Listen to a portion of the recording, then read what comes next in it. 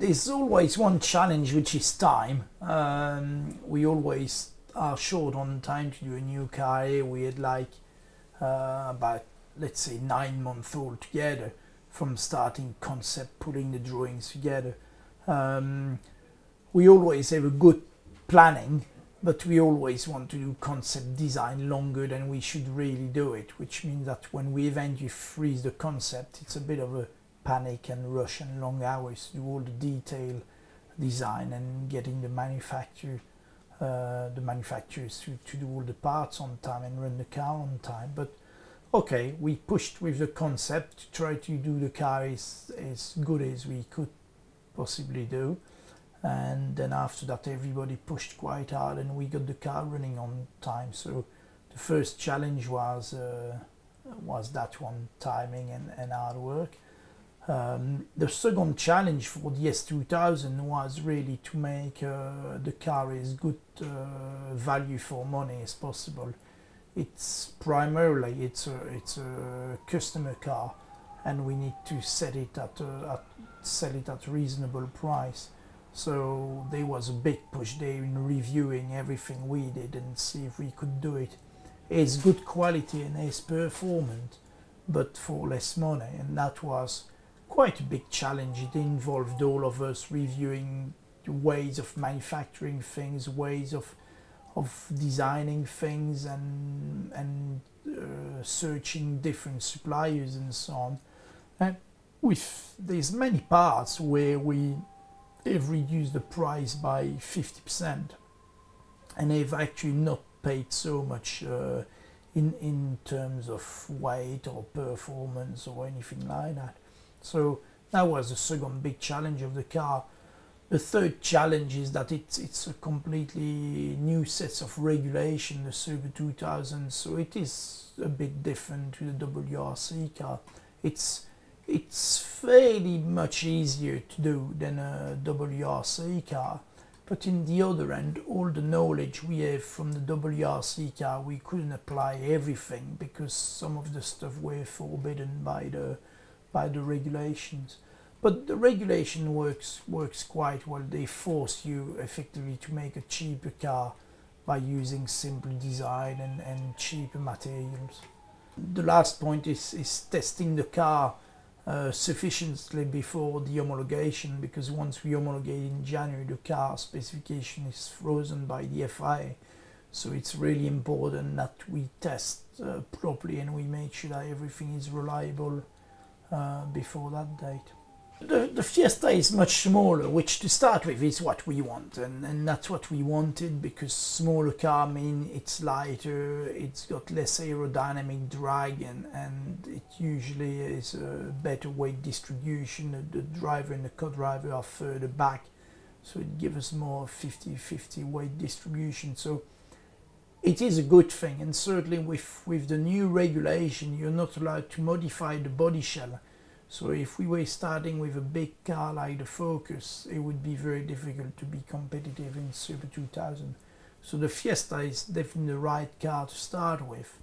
On top of that, we're really lucky that it's really an exciting car and it looks good, and everything in the car works well for the rally car. It's got good suspension geometry and it's good base engine, so it's very good for us.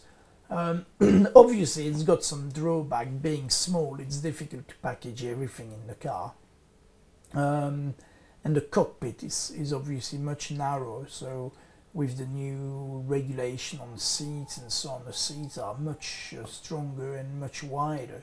It's actually not so obvious to package everything inside the cockpit, but it wasn't too complicated, and we're quite happy with the results. The normally aspirated engine wasn't such a big challenge really. The challenge was to have more power than our competitors, which we think we have, or we certainly right up there. That was the challenge, but the engine itself is not so complicated, and it's simpler than the turbo engine. The engine installation as well is much simpler, because we don't have to have the intercooler and so on and so on. So that's much easier to install. The testing is very important, and it is true it is important in a few areas where we need a little bit of we needed a little bit of improvement. We had the car running on time when we wanted, so that was good. We had a few hiccups, but it was good as well to have them early. We fixed them. So we did the first running, the shakedown and debugging was at at Kirkbride Airport, sorry. And after that we went to Greystoke. At Greystoke we already managed quite a lot of miles in 4 days. We've done sort of 1,000 kilometers and more.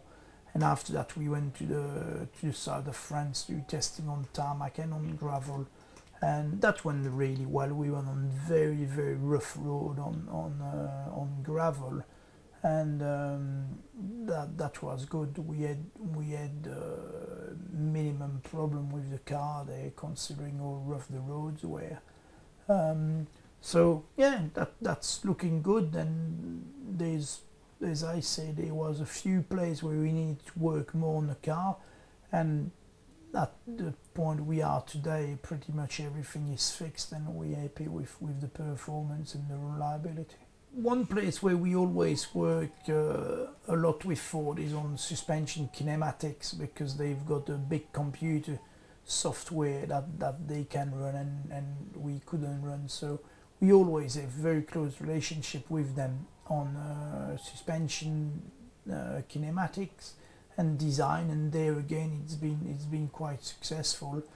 And then as well we had some work with the stylist as well on the car to make sure that the styling of the car and the looks of the car was something they were happy with.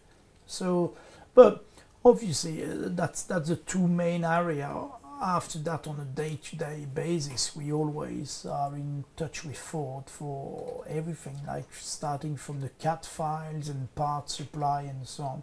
So we've got a really good collaboration and relationship with them, and that's really important. We couldn't do the job we do without that.